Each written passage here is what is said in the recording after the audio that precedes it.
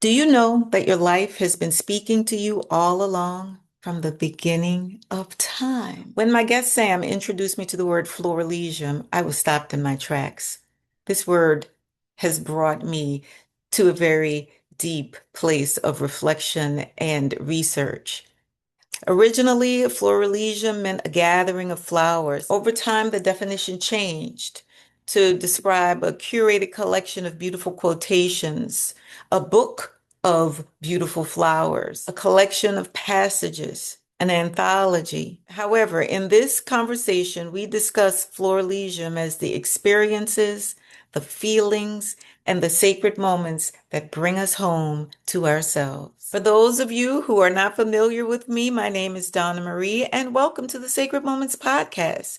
I am a death doula, celebrant, end of life, and love legacy guide and educator. I'm also the founder of Sacred Moments, an end of life and love legacy planning and education organization. And this Sacred Moments podcast is a space where we normalize heartfelt conversations around mortality, grief, love legacy, and end of life planning. Through stories, reflections, and soulful dialogues, we explore life's sacred transitions, the beginnings, the endings, and all the meaningful and sacred moments in between. Before I move on, please subscribe to the channel. Like this episode if it resonates with you. Click the notification bell so you know when new episodes are available, and share your thoughts in the comments. Your story matters, and I'd love to hear how today's conversation speaks to you. My hope is that these conversations will encourage you to practice your humanity by living more intentionally, loving more deeply, and embracing your whole life one sacred moment at a time. You're a former physician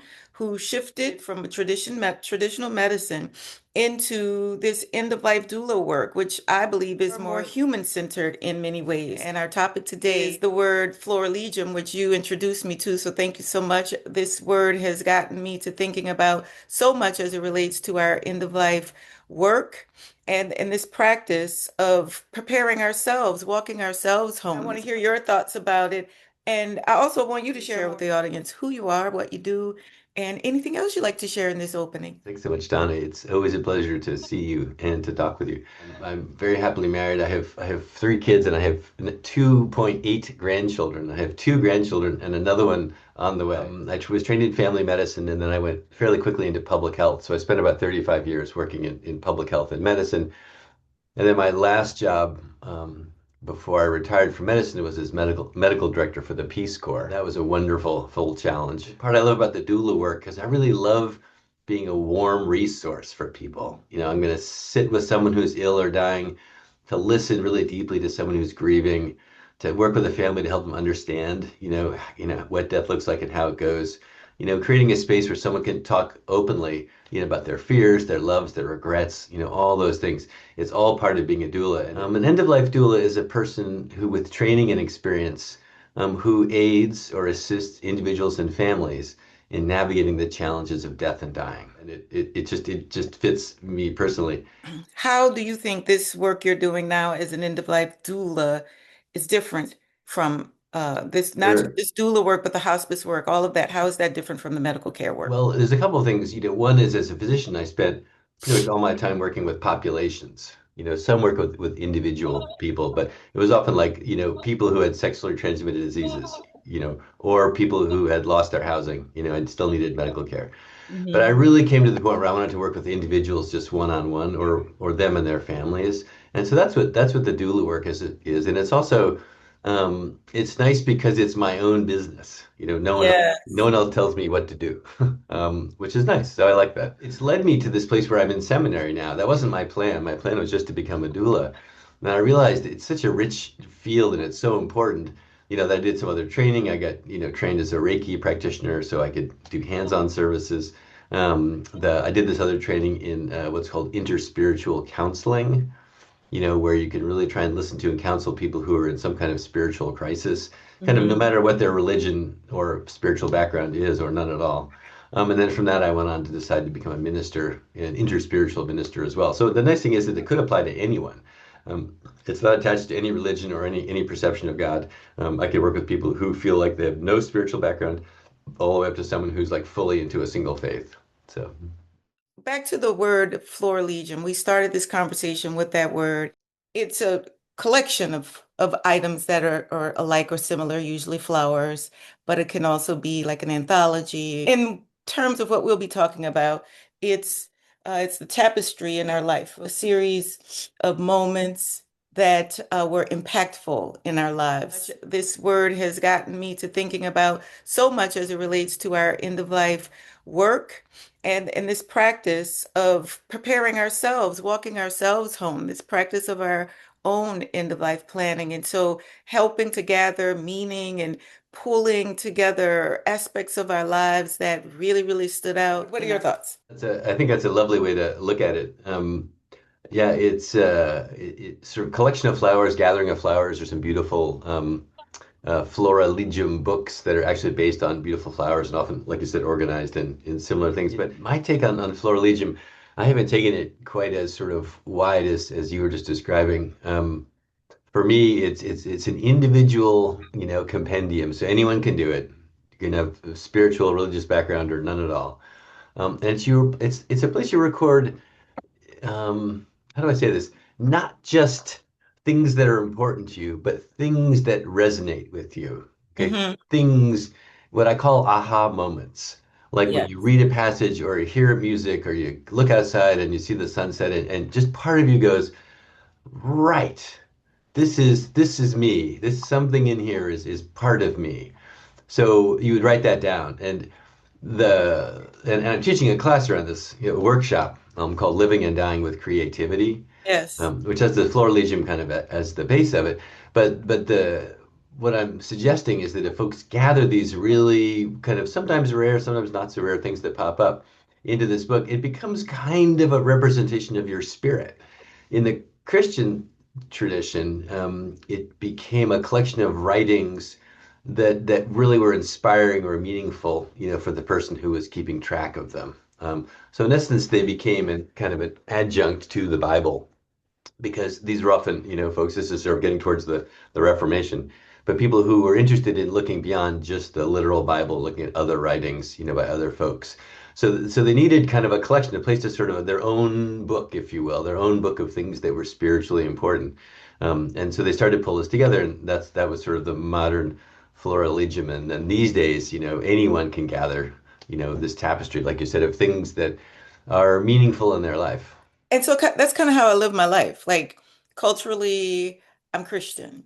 I was raised Christian. I am Christian. I believe as a Christian. I believe that there are many other teachings that really say kind of the same as what Hmm. Christianity is, the same message. It makes it so that you're not closed to other people and their thoughts and their beliefs.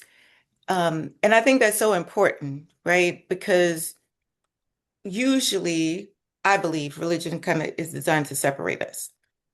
And then if you believe a certain thing and you only believe that thing, you stick to that one book and you stick to that one belief, then you have no idea what else is out there and how, in many ways, what we believe brings us unity. It really connects us. It brings us together. So not just the writings, but it brings the people more together. So it's a Florilegium in that way. It helps us to recognize that globally we are more alike in our thinking as it relates to God and the universe and our bodies and our souls than we are different. So in that sense, it shows us how we're more alike in our beliefs, in our faith than we are different. Well, that certainly is the focus is finding the commonalities, really kind of at the base of religions, and at the base there's a tremendous amount of similarity. The interpretations and the way people sort of express it, vary obviously quite wildly. But at the base they're very similar, and that's the place where I sit. I tried to give this talk um, a title. And I got a couple. I want to hear your thoughts about it. One is Gathering the Meaning of Life, and then the other is Living, Dying, and Gathering the Meaning of Life. What are your thoughts about those two themes for our talk today? Yeah, meaning of life is a tricky one. I don't really think there's any such thing. So as a phrase, um, and people spend, I think, an awful lot of time trying to find the meaning of life when it works better if you live your life joyfully, with as much joy as possible, and with as much meaning as possible. And so that's not meaningfully, but meaning for me. I mean, I love.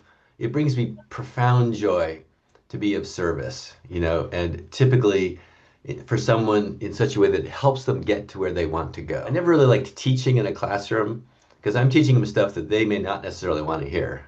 But I love working with someone, where I get to hear what their issues are, what their concerns are, what their challenges are, and I help them get to wherever it is that they want to go. That's success for me. So for me, that's part of living joyfully. So that brings a lot of meaning into my life, but I don't feel like I'm looking for the meaning of life. So then there are two aspects then, as it relates to meaning. When I think about it, that is, so as you're teaching individuals who are, healthy as far as they know, they're healthy and they're living their life.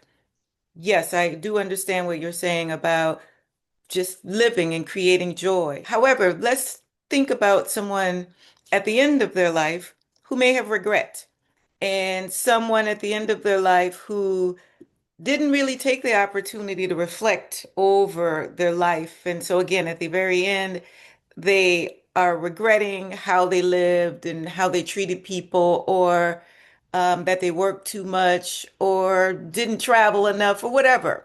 And so, when I thought of the word Florilegium, I was thinking of people who are at the very end of their life who are then making meaning through reflection, making meaning through life review, making meaning so that the rest of their journey, that 6 months or less or more, whatever it is when you're in hospice, so that you can reflect over the meaning your life had. That's kind of what happens at a funeral or a celebration of life. People are looking back, and I think, though I'm not against funerals or celebrations of life, I think those types of celebrations should happen when the person is alive because it's so important, in my opinion, to hear what other people, how you impacted other people's lives rather than them sharing it with your family at the end, which is also important. So I'm saying a lot, and I see your eyes are moving, you're thinking. Share your thoughts. Man, this could be such a longer conversation. So, just very briefly, speaking for me, to some extent, I need to know that I'm doing, an acceptable job. But I don't know that I need to hear a lot of people sort of waving the flag for me. For me, that feels like an ego thing in large part, and I'm trying very hard to let go of the parts of my ego that are anxious about things, or that really need to hear that I'm loved, or that really, want to know that I'm going to be famous someday, or you know what I mean? Those are antithetical to living joyously. I mean, Winnie the Pooh is maybe a great example. Winnie the Pooh doesn't worry about his legacy, and he doesn't really worry about the future, and he really doesn't worry about the past. He's really living in the moment. He's like fully himself. He loves honey, and he's always looking out for honey and stuff. And he's got friends who he cares for and stuff. And but that's sort of my image of sort of a life well lived. Is not thinking much about the life you've lived. So Piglet and Winnie the Pooh complemented one another. They verbally, shared how Pooh enhances my life, and even Eeyore. They all used language. They shared how each other enhanced life for the individual. So I had a conversation with a cousin. My Okay. cousin went on a trip with me, and he had some devastating news before the trip. And then while we were on the plane, I was looking at documentaries and sharing with him what these documentaries meant to me. And as I was sharing with him, he was interpreting it in his own way based on his experience. And later he shared with me how my discussion with him on that plane changed his life. I would not have known how my conversation with him about me just being and living in my joy, being myself, doing my thing. And that's usually how the ripple effect happens, like just living your life and how your life has a positive impact. But when someone shares, you shared a word, you share Florilegium, for instance, is Uh-huh. a word that I believe will change my life in many ways, change my perspective in many ways, change the way I show up as a death doula in many, many ways. you are the person I'm going to say is responsible for helping to impact my life or create that change. Because just because you were being yourself, doing your thing. Well, let me say this, and then I'm going to come back to Florilegium. But part of my seminary training, I discovered Howard Thurman, who is a really well-known Christian theologian and philosopher and spiritualist, and started one of the first interspiritual churches, I think in the country I think in the 1940s. And he was also a colleague with Martin Luther King Sr. and I believe as an advisor to Martin Luther King, Jr. And he said, and I live by this. So this is an aha moment. When I read this, I was like, aha. And I wrote it down in my Florilegium, which in this case is electronic. And it has stuck with me ever since. And what he said was, he said, don't ask what the world needs. Ask what makes you come alive and go do it. Because what the world needs is people who have come alive. And I love it because it's Love it. what's if what makes you come alive is you lock yourself in your basement, and you make incredible pottery or even not that great pottery. If that's what makes you come alive, go do it. If what makes you come alive is to become a great labor leader, and fight for the rights of, working people, go do that. But it's, don't do what you think you should do. Do what makes you really find joy. Um, Hmm. Hmm. and in the joy, it will expand. You know what I mean? It won't just sit in your basement. If it's really Yeah. joyous, you'll tell other people. You'll be on a plane like with a cousin or anyone else, and you'll say something, and because it has meaning for you, because you love it, it will inspire them. One way or the other.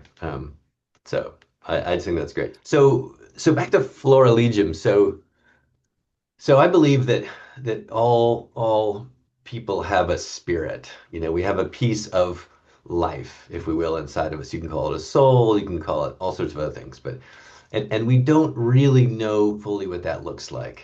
And that one of the main things that has value for us is to actually explore what that spirit is, who that spirit is, because the spirit, in my mind, is what you really are. It represents the center of you, the real you. And a lot of what happens in life is as we grow up from kids, and if you see kids playing, if you see a 3-year-old playing, they are fully themselves. You know what I mean? Generally Yes. speaking, they are not thinking about a lot of consequences. They are just Right. living in the moment. But as we grow up, we get all this stuff layered on top of us, expectations and likes and dislikes and people being angry with us and people, hugging us and all the things. And then education, then jobs, and then, marriage and relationships. So a lot of stuff gets layered on top of that. So part of the aha moment is when you read something that gets right down to your spirit. Again, like that quote for me. And there's lots of other ones out there. So for me, that's a little tiny picture of what my spirit looks like. There's something in that I recognized my spirit lives in that statement that he made. And so when you collect those together, you're actually kind of getting a snapshot of your spirit, of your inner self, your soul, in a way that is really, I think, lovely and direct. And as you collect more of them together, you'll start to see, in a sense, who you really are Yeah. without necessarily having to go through therapy. Therapy is a great thing, but sometimes it's very hard to figure out, why you really don't like your father, or your sister, or whatever. So, and that's good. That can be important work, but it can also be hard to do and take a long time. But this you can do yourself. You know what I mean? You just listen for those ahas, listen for anything at all where a little something goes ting and you're like, wow, that was great. And then you think about what it was and you write them down. That's a Florilegium in my book.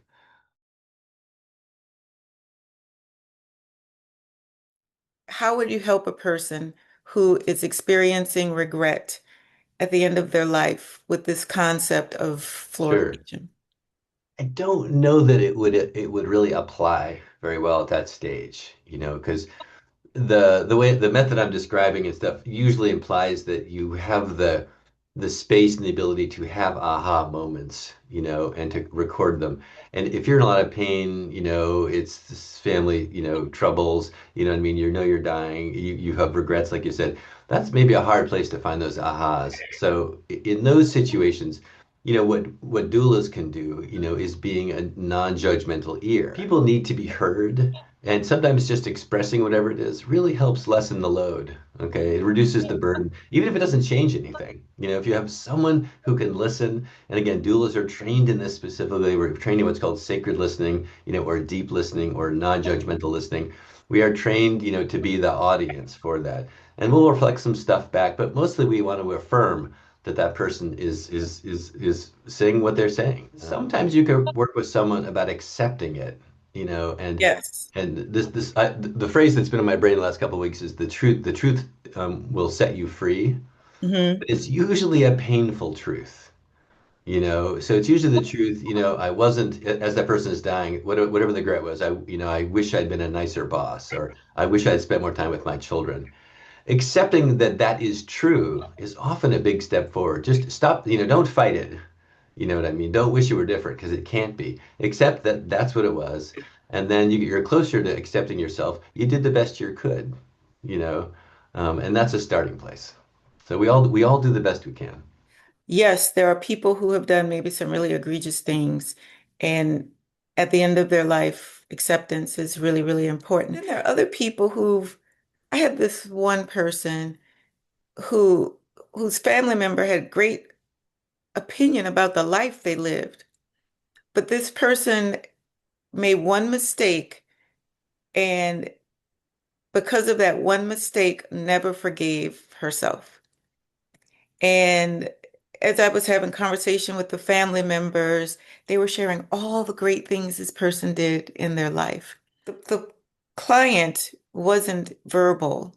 She was nonverbal, so she couldn't share her thoughts or, anything about the regret, but she would moan when I made certain comments to her. So I was able to communicate with her, just not with words. I received pictures from the family members of the type of work this person did and the lot, but no one knows the experience of the individual like the individual. So we're all on the outside looking and have our own opinions about how a person's life was lived and how it impacted others. And we don't allow ourselves to live fully because of that one bad experience or that one thing we wish we had. I am struck by how often people think worse of themselves than is actually true.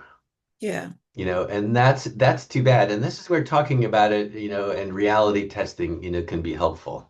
You know, it's just such a useful thing. I mean, I had a meeting with my seminary advisor this morning, and he said he'd read my homework, and he had some he reviewed my homework, and he had some feedback for me. And I immediately, based on somewhere in my childhood, went to like, this is not good. You know, there's something about the way he set it up. You know, he's the teacher, I'm the student. Suddenly, I'm like, oh, I don't want to hear this. This is going to be bad news. You know, and in reality, it was perfectly fine news. You know, we had a lovely conversation. But so I'm not living in reality in that moment. I'm Mhm. not living in the actual reality. I'm living in some reality from when I was 5 or 8 or something like that. Yes. So starting to try and recognize that, you know, is often helpful. What's the reality of where that feeling, in her case, you know, where that regret, that sort of self, you know, unwillingness to forgive yourself comes from. So it probably comes from somewhere. You're right. The being present, sacred listening. As I was there with her, I found, and back to the word Florilegium, something that gave her joy, and recognized that listening to the rosary and listening to prayers, she wasn't verbal, but I could tell that provided her with some sense of calm.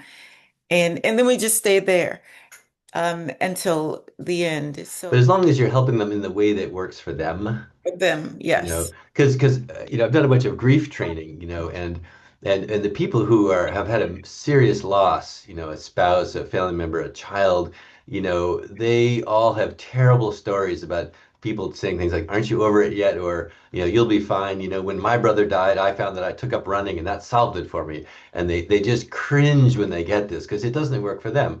So whatever, if you're going to say anything, make sure you understand what will actually help them. Yeah. Well, let's talk a bit about the training you offer. You kind of mentioned it a little earlier. Sure.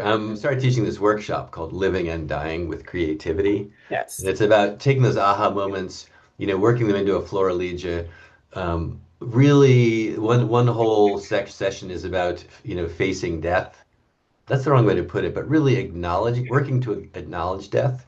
And then the last part is joy and creativity, because the more you've accepted that death is inevitable and is in fact a normal part of life, I find the easier to, so that's one of those, the truth shall set you free things. Once you Hmm. acknowledge that, it's not like it's a great truth. No one really, a few people are thinking, I really want to die, or they're thinking, I'm not at all frightened of it. But once you accept that, it allows you more room to move into the joy side of things. If you're fighting your fear of death, you're fighting a losing battle because death is going to come whether you're afraid of it or not. So why not be less afraid of it? You'll have more fun. Talk more about the creativity part and the reflection part of the workshop you offer. Joy in my mind and creativity are very closely related, okay? And they're not things that you find externally, okay? Mhm. You do not find joy elsewhere. You allow joy to bubble up out of yourself. Just like you allow really great ideas or creative ideas or fun thoughts or, humor or whatever you like to bubble out of yourself. Okay. So once you start to recognize those aha moments, which is again your spirit saying, hey, pay attention to me. And then you really start to acknowledge death. It's easier for that joy and that creativity to just come bubbling up. My belief is that those are right below the surface for essentially all of us, nearly all of us, and we just don't see them or recognize them or give them enough time for them to bubble up, or we're doing something that we hate so much it just keeps them suppressed. So that's really what it's about, is and really with this focus on sort of accepting death. Death is an essential part of life. It's not something that ought to be feared. Okay, because if you're fearing death, you're probably fearing life. All right, similarly with joy and sorrow. They go together. So if you can work in that direction, then you stop fighting battles that you can't win. You cannot Yeah. win the fear of death battle because death is coming. Some people could dodge taxes, you know what I mean? So they've gotten away without taxes or other sort of hazards, but death is not one of them. So why not accept that that's the case, accept that it's a normal part of life, and then run with that? So as I'm listening to you, I'm thinking these aha moments propel you to joy, but these aha moments also help you to, it helps you identify who you are. So it helps with the identity. Yep. And so these aha moments are happening throughout your life.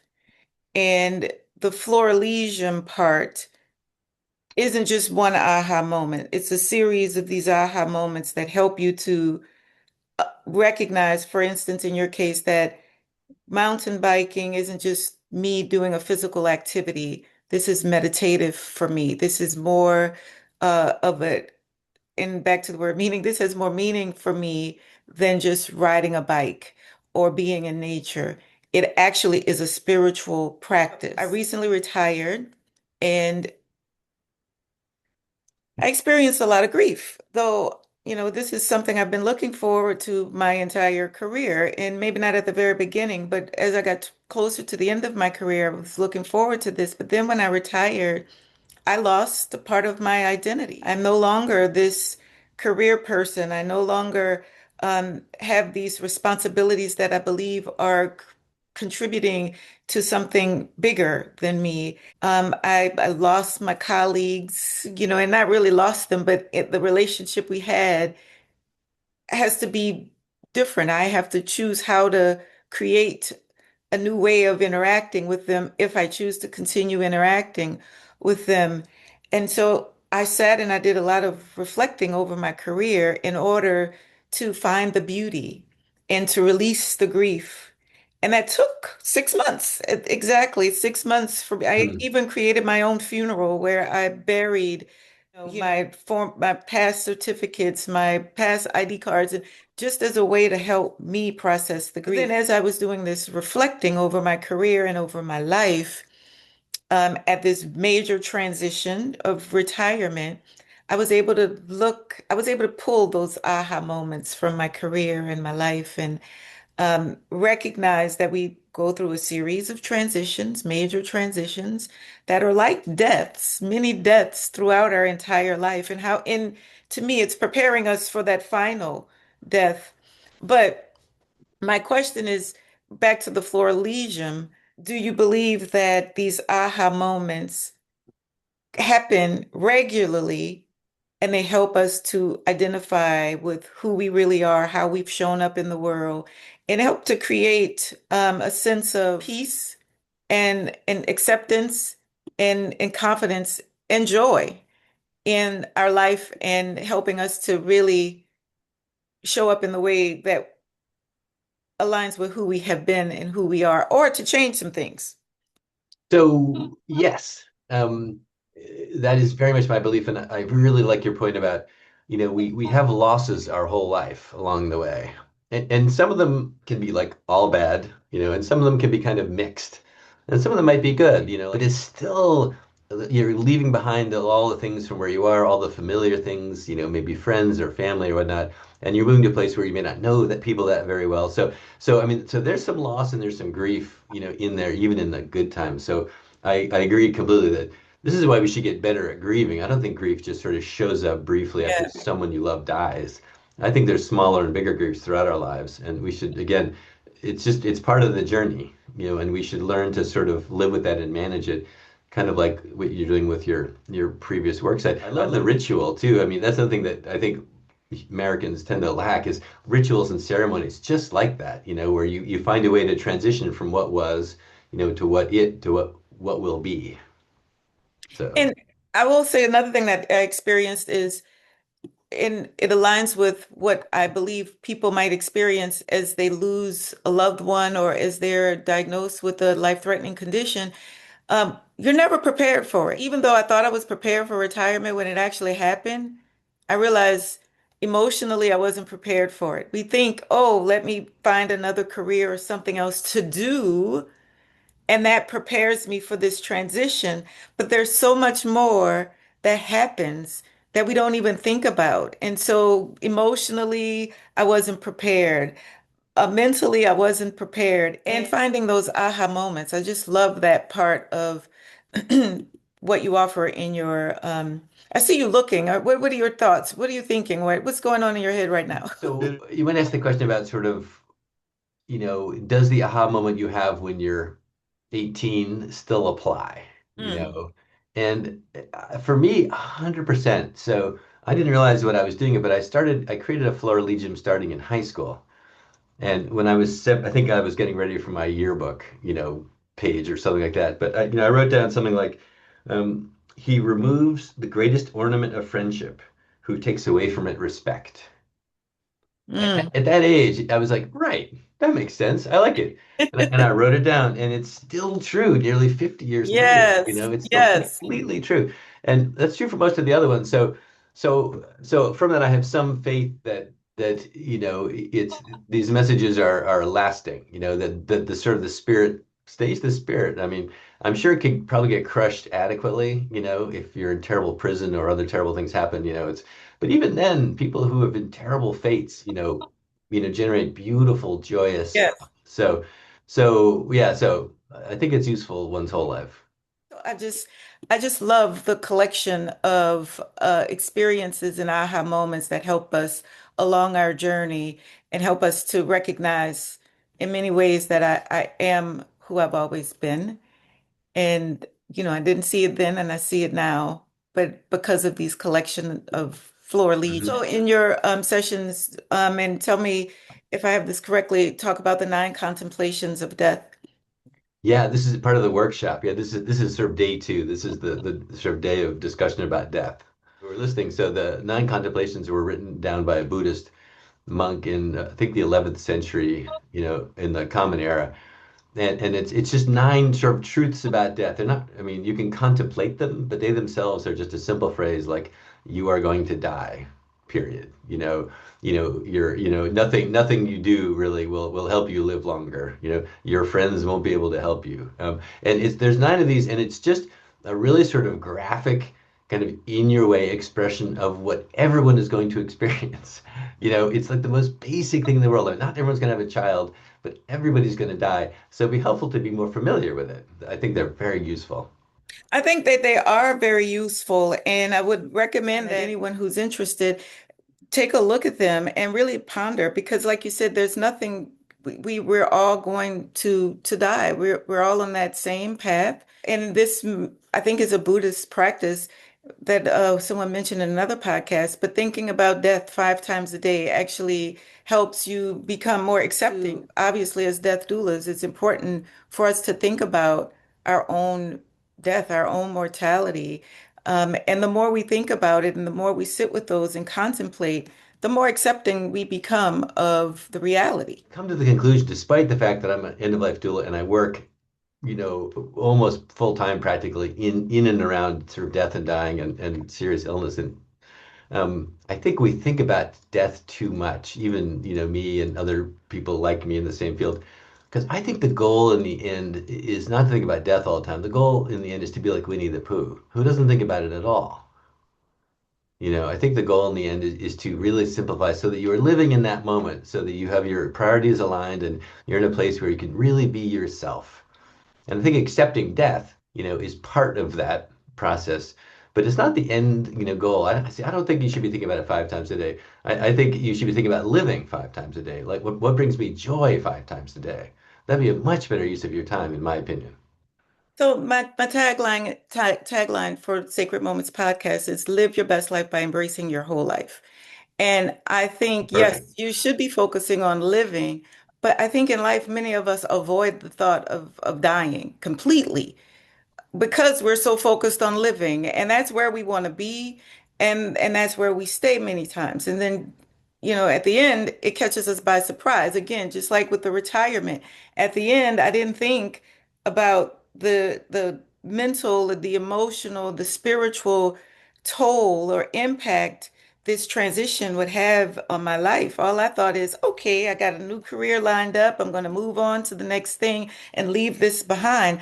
I really didn't think about how it would feel, how necessary it would be to regulate my nervous system after 34 years of doing this thing that had become a part of my life. And so I believe we focus on life a lot. And intentionality may not always exist as we're focusing on life. We're just living on autopilot sometimes, but we avoid death. And then when we think about death, we might romanticize it. Oh, it's going to be a certain way, or it's going to be tragic and painful. And so when we don't think about it, whatever fears we have continue to exist. And when we don't think about it, we don't plan for it. And when we don't think about it, it catches us off guard. Yeah, it's It always catches you off guard, but yeah, I think those are all good points. It's, my sort of catchphrase for this is that life is messy.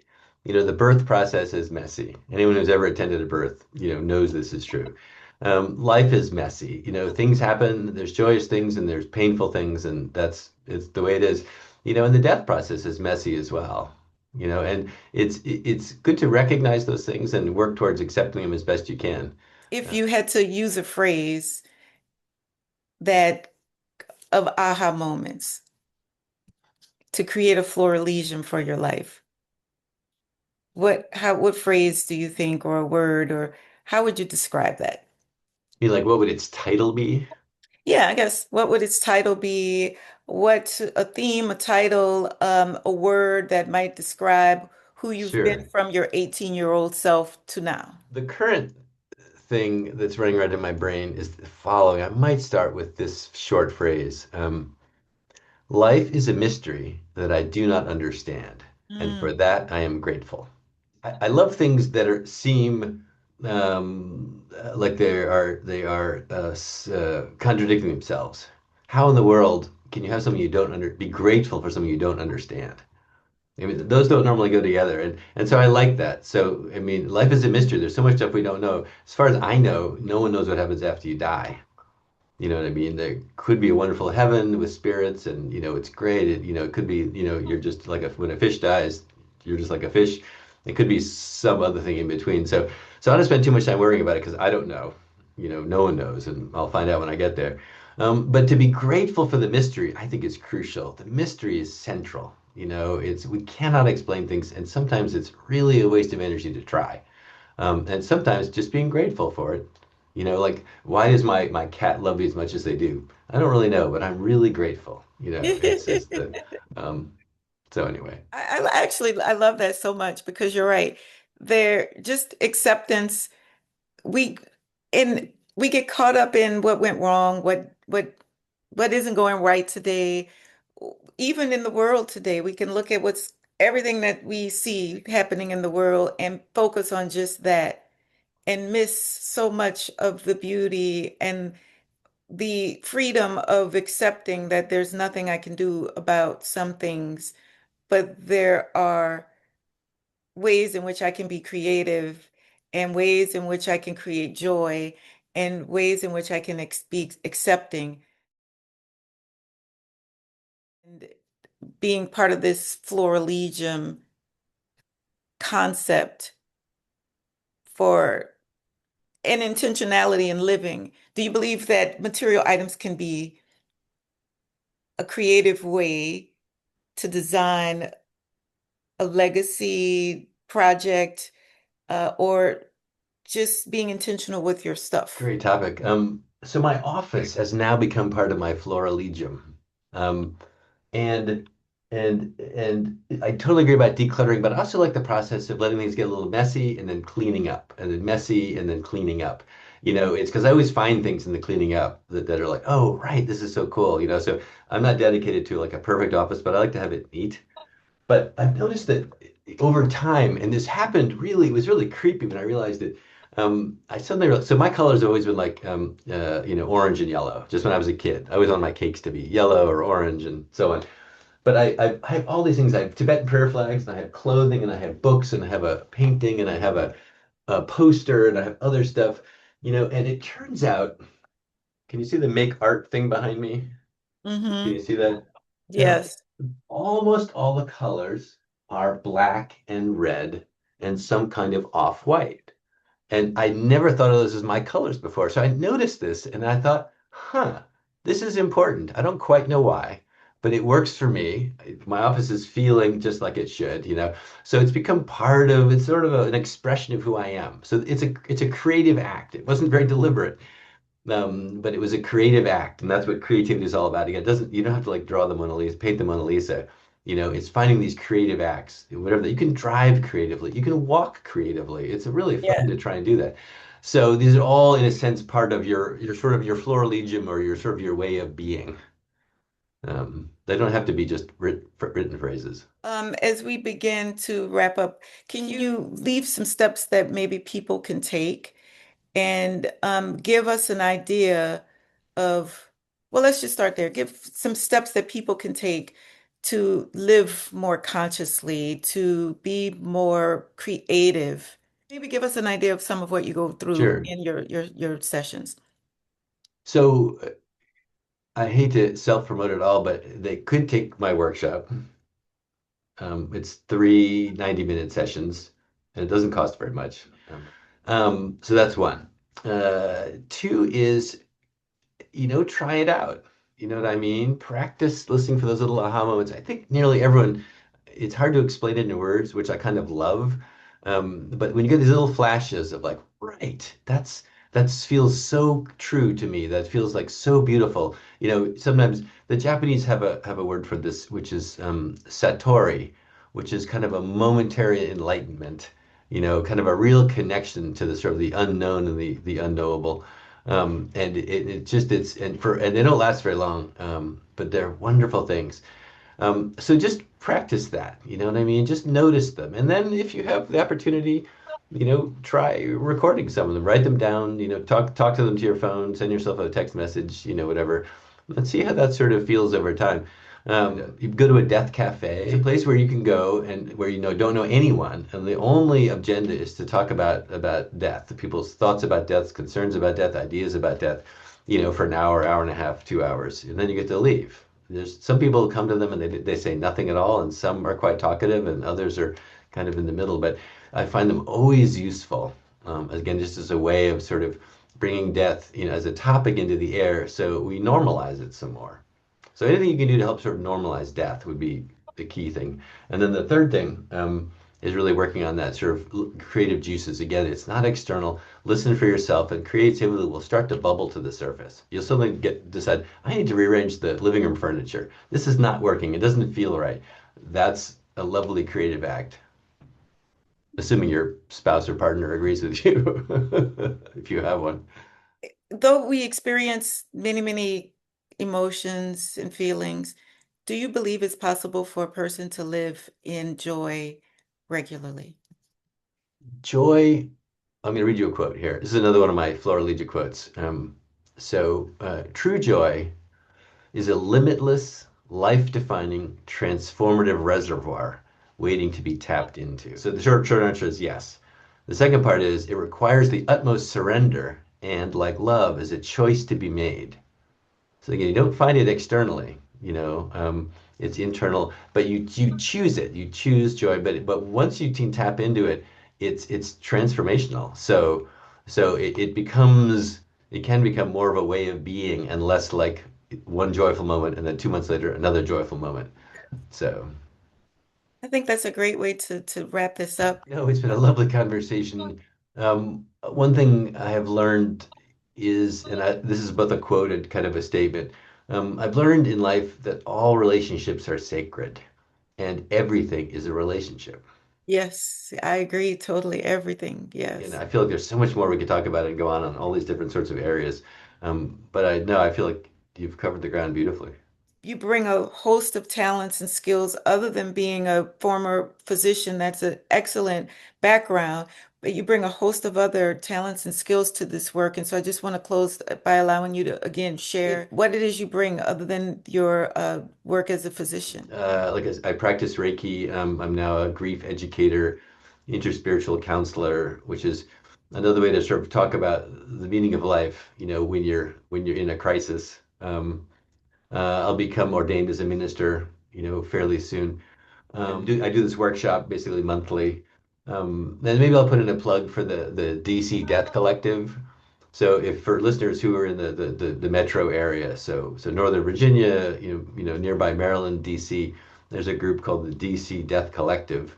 And if you Google that, you'll find them. And it's a collection of doulas and lots of other folks who work kind of in this sort of broad field of inquiry and assistance for people who may be facing, dying or serious illness. And it's a place you can go and find resources, references, things like that. How can So people find you? How can they learn about the educational sessions you best offer? way is probably to call Email me you? or email me. So Thank you for all that you bring to the doula world. I look forward to continuing to connect with you, and I'm grateful to be a colleague with you through PFY, Present for You. And thank you for your time today. Thank you so much. thanks, Donna. It's a pleasure.